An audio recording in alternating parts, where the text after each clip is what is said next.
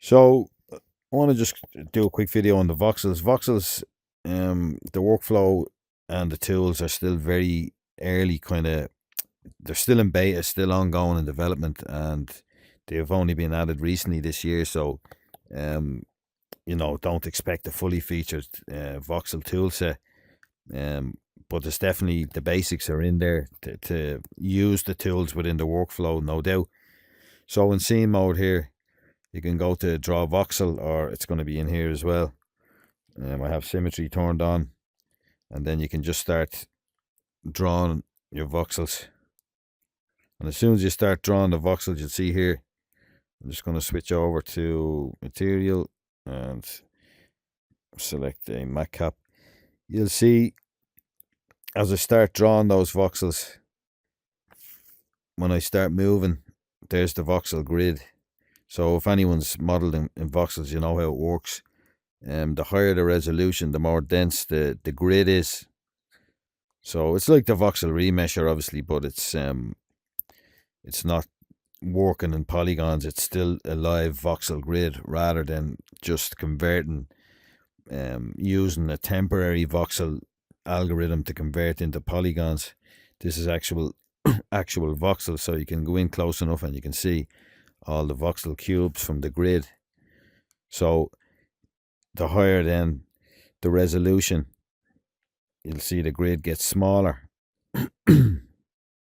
rather than the object getting bigger. It's actually the grid getting smaller because it's getting more dense, and the grid has a limit.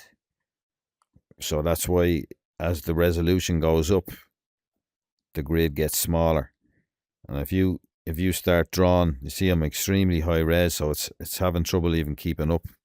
And then it reaches the limit of the grid, and then it cuts off because outside the bounds of the grid, you can't create outside of that. And even now you can see really closely, if anybody has used a 3D print slicer with the layer lines turned on, that's exactly what it looks like, because the slicer is based on voxels as well, three-dimensional X, Y, and Z cubes. So it's the same idea here with voxel grid. And look, I'm just going over this for people that don't really.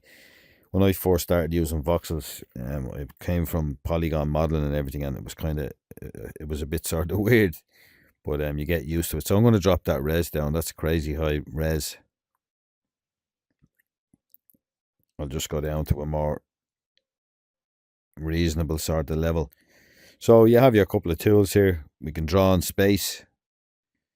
You can switch over to a cube, and a lot of people use this. If anybody's ever seen Mech Nuggets, a fantastic hard surface concept artist who worked in medium and VR, and then substance modeler as well. This is the type of stuff he does, where he just now I'm not going to even pretend that I can do it like he can. I've never really used that workflow, but he just uses the tools like this, and he kind of just, for want of a better word, like he sort of just sketches in voxels and then cleans it all up as he goes. And he's a brilliant artist. But that's the type of workflow you can use in voxels. But at a more kind of a basic level, you can just use it for simple blockouts, even for organic stuff. Aside from that hard surface kind of mech sketch work you can do, you can also do this obviously with organic stuff. So if you want to just block something out in a sort of a real sketchy way, and if you remember from an earlier video, we had these constraints, and we showed these with the voxels as well. So you can use the constraints then to make it a bit more sort of whatever you were sketching out. And also then you can use the steady stroke.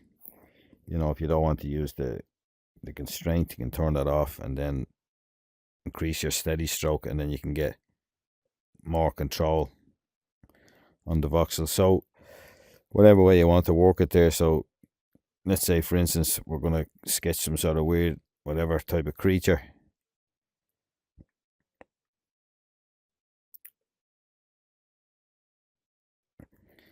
And then once you have your your rough sketch done, like your block out kind of done, you can just convert it across. And I'm using this, as I said in earlier videos, I'm using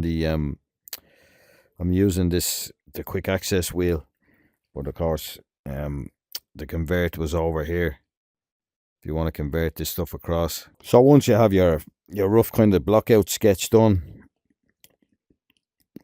you can convert it then across. So remember, this is context sensitive when you're using voxels, and this menu will change. You have your conversion here, but I have mine on the menu here.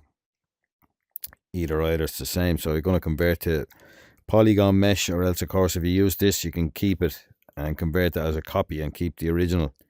So I convert this across to a mesh now. You see here we're back to just the regular sculpting tools.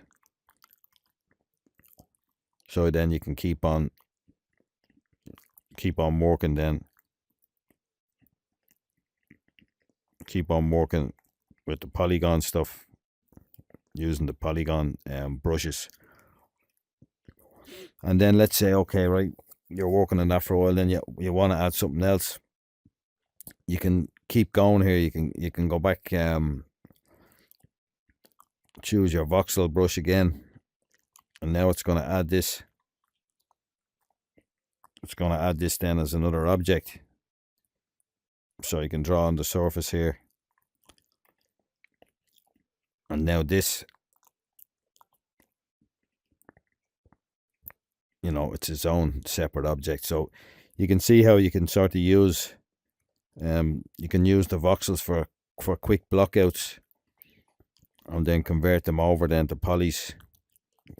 Keep working on polys. So even if, you know, it's similar to old school ZBrush, what was it called? Z-Sphere sketches, or Z-Sketch I think it was called, where you could just sketch on the surface. There's no snap to surface.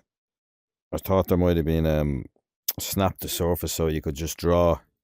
This is still drawn in midair, and there might be in the future where this will just snap into the surface. You can use your build up or inflate tools once it's on the surface. But yeah, there's no snap to surface. So that's pretty much it then with the voxel. So all you have to do is into scene mode, flick down into scene mode, select your draw voxel object, or select it from here if you don't have it on your menu, and then